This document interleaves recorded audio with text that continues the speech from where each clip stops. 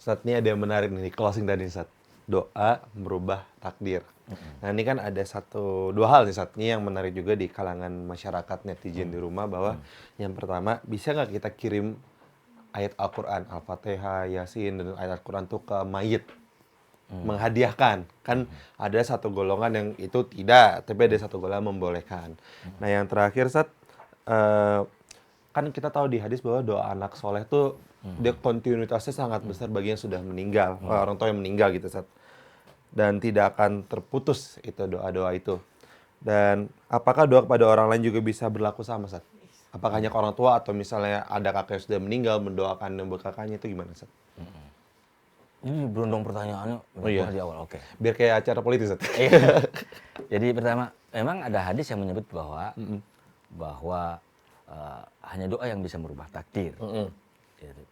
Secara ilmu kalam, dalam pembahasan ilmu kalam, ya memang betul karena qada memang ketetapan, keputusan Allah yang tidak bisa berubah, yang sudah ditentukan sejak di Lauh Mahfuz. Sebelum kita lahir ke dunia, itu masih dalam arwah. Tapi kalau takdir, itu secara bahasa saja sebetulnya kadar atau takaran atau ukuran. Maka ketetapan Allah diberikan, tetapi aturan teknis, hal-hal kapan diberikan, misalnya Torik nih terkenal dan kaya raya, itu menjadi kodok misalnya, kodok ya. Amin dulu. Tetapi jalannya, ya betul, amin kan, afirmasi. Tapi jalannya seperti apa? Masuknya entah nanti di Muslim TV di program syariat atau program lain atau dapat project apa, itu takdir. Jadi tergantung pada kadar kemampuan saat itu, keadaannya dan lain sebagainya.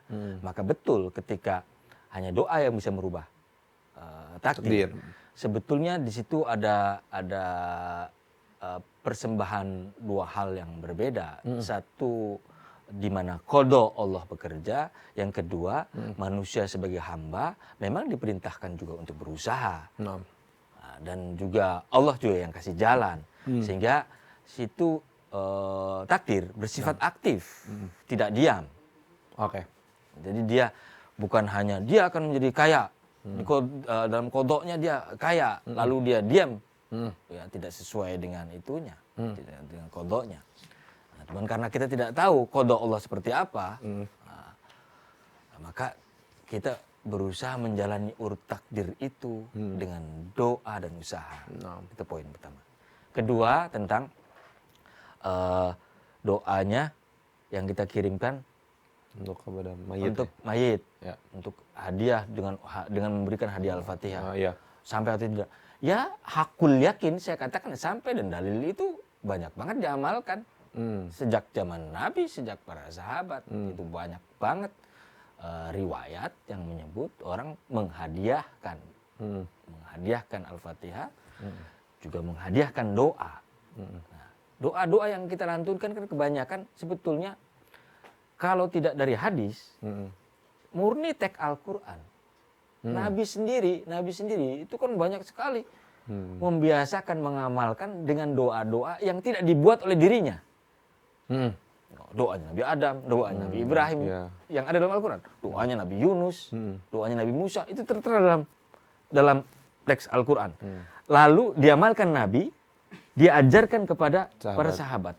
Nah, sehingga mendarah daging. Cuman karena Nabi, para sahabat, dia berbahasa Arab. Ngegaunya aja bahasa Arab. Ngegaunya bahasa Arab buat mereka itu. Ya, jadi dia tidak diajarin bagaimana menghayati secara baik. Karena sudah otomatis itu. Iya. Tapi kalau kita, orang Jawa, orang Sunda, menghafalkan teks bahasa Arab, itu berat. Itu bahasa asing. Maka perlu diajarkan bagaimana teknik menghafal dan menghayatinya. Karena juga dibutuhkan penghayatan itu agar tidak salah. Inilah juga mengapa ada ilmu tafsir. Sama-sama ayat Al-Quran, sama-sama bahasa yang digunakan tiap hari. Tapi mengapa para sahabat tetap bertanya tentang ayat Al-Quran? Karena ayat Al-Quran bukan hanya tata bahasa biasa. Bukan hanya rangkaian yang bisa langsung dipahami. Seperti misalnya kata takwa. Kata takwa, orang jahiliyah pun memakai kata takwa. Nah, Tapi Al-Quran yang disampaikan oleh Nabi ketika menyebut ittaqullaha haqqa tuqatih, kaget orang-orang jahiliyah. Kok takwa? Takwa di masa jahiliyah maknanya orang kaya, preman, ditakuti. Lalu berubah makna itu.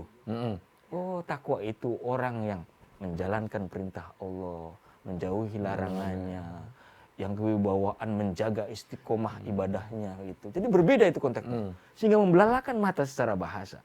Maka butuh tafsir, penjelasan dari Nabi. Ketika Nabi wafat, butuh penjelasan para sahabat dan ulama di masanya. Apalagi kita yang 14 abad, maka proses waktu penghayatan makna itu berdasarkan ilmu yang pernah diajarkan. Oke. Maka menjadi penting kita yang terpisah oleh 14 abad menghadiahkan sebuah amal soleh, amal kebaikan kita. Itu dihadiahkan kepada orang. Berupa misalnya Al-Fatihah. Loh, kenapa Al-Fatihah? Al-Fatihah Ummul Kitab. Ibunya itu. Betul. Lalu dia juga mengcover bagi seluruh makna Al-Quran. Ia juga menjadi syarat dan rukun, menjadi rukun bagi ibadah yang tertinggi, yakni sholat. Maka Al-Quran mempunyai kandungan fungsi doa yang luar biasa di antara yang lain. Apalagi yang saya bilang dari Bismillah sampai Wal-Dhalin, rangkaian doa yang dahsyat. Juga merupakan protokol untuk menghadap Allah. Kan tidak ada sholat tanpa Al-Fatihah. Betul. Itu karenanya Al-Fatihah adalah protokol yang tidak bisa dilalui dalam menghadap Allah. Rukun wajib. Rukun wajib. Jadi ketika kita berdoa menghadiahkan sebuah ungkapan kalam Allah, sebuah ayat tertinggi, ayat yang punya kandungan Al-Quran, kita hadiahkan, itu kan menjadi kebaikan yang luar biasa. Maka Al-Fatihah menjadi penting, menjadi antara terkabulnya doa, menjadi antara masuknya taqarrub ila Allah, menghadap Allah. Itu bernilainya kan luar biasa. Bagaimana mungkin tidak bernilai ibadah? Bagaimana mungkin tidak sampai? Kalau kita katakan itu tidak sampai, percuma kita sholat. Karena sholat kita menggunakan protokol itu. SOP-nya itu yang lebih tidak. Lalu yang kedua, bagaimana doa? Doa itu kan dalam hadis misalnya idza matabnu adama in qata amaluhu illa min talatin. Kalau anak Adam itu meninggal dunia maka terputus semua amal, terputus. Dalam hadis itu disebut kecuali 3 perkara. Satu, anak soleh yang mendoakan orang tua. Tadi konteksnya kan itu. Bagaimana kalau mendoakan orang lain? Apakah sampai katanya? Ya sampai. Itu mas stressing. Hadis tadi tidak menafikan bahwa doa yang kita sampaikan untuk orang lain menjadi terputus. Seperti Allahumma gfir lana wali walidayna warhamhuma kama rabbayana shighara. Allahumma gfir lil mu'minina wal muslimat wal mu'minina wal mu'minat. Itu kan jutaan miliaran makhluk hidup yang muslim, yang mukmin, yang masih hidup atau sudah wafat, kita doakan. Itu kan bukan orang tua kita. Benar. Kadang nih orang nih tidak memahami konteks sebuah hadis. Hanya tekstual, terputus semuanya amalnya kecuali 3 perkara. Itu stressing, itu pengkhususan. Iya. Padahal tidak menafikan. Termasuk juga sedekah jariah. Sedekah jariah. Kalau pahaman kita tentang sedekah, hanya pemberian uang. Umat Islam kayaknya nggak sampai miliaran hari ini. Benar. Konteks sedekah kan banyak. Konteks pemberian itu bukan hanya itu. MNC yang memberikan inspirasi bagi masyarakat secara luas. Nilai-nilai kebaikannya, kalau diukur kan susah itu. Terputus nggak? Tidak. MNC nggak ada, tetap itu. Nilai kebaikan itu. Karena di-share ke orang lain. Iya. Bagikan Itu yang luar biasa. Jadi ada hal yang tidak bisa kita hanya melihatnya secara tekstual, harus kontekstual. Nah, malah Cak Nun tuh ketika ditanya seperti itu, jawaban Cak Nun, kalau gitu saya doakan Bapak masuk neraka ya. Ya seperti gitu. Contohnya, kalau memang dianggap pemberian doa kepada orang lain selain orang tua terputus, tidak sampai. Ya udah, kalau gitu kita doakan yang nggak benar ke orang lain. Iya, gitu maksudnya. Dan juga dari bisa aja pintu kan suatu hal yang di satu masalah dari 3 hadis itu ilmu yang berguna kan termasuk Iya. masuk mengajarkan doa pun juga termasuk bisa masuk ke situ ya Ustaz ya? Betul. Jadi- Apalagi kalau dipahami secara mendalam konteks anak soleh yang mendoakan orang tua, ilmu yang bermanfaat, terus apa lah ketiganya? Lah, Lupa. ngopi dulu. Sedekah. Sedekah ya.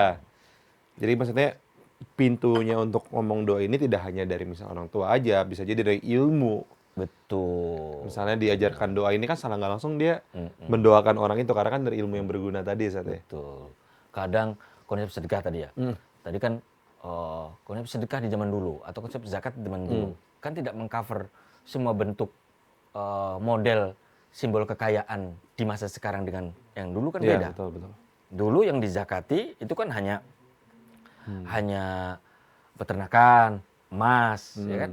Habis itu inian pertanian, ukurannya begitu. Sekarang profesi orang yang ini kan kalau kita nggak pakai rumusan 2,5%, wah dokter, pengacara yang gajinya itu nggak kena zakat itu. Nah iya benar. Karena zaman dulu tidak ada profesi itu. Iya. Dan ukuran simbol kekayaan untuk mengukur orang itu sudah sampai nisab untuk wajib zakat itu tidak ada. Nah, pemikiran berkembang.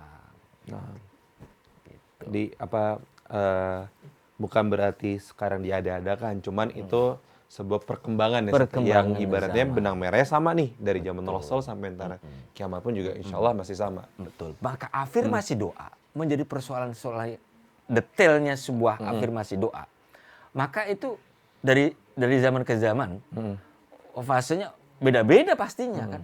Orang dengan pengamalan baca la haula wala quwata illa billah. Zaman dulu itu hanya mungkin perang atau bercocok tanam. Sekarang mah la haula wala quwata illa billah. Klik.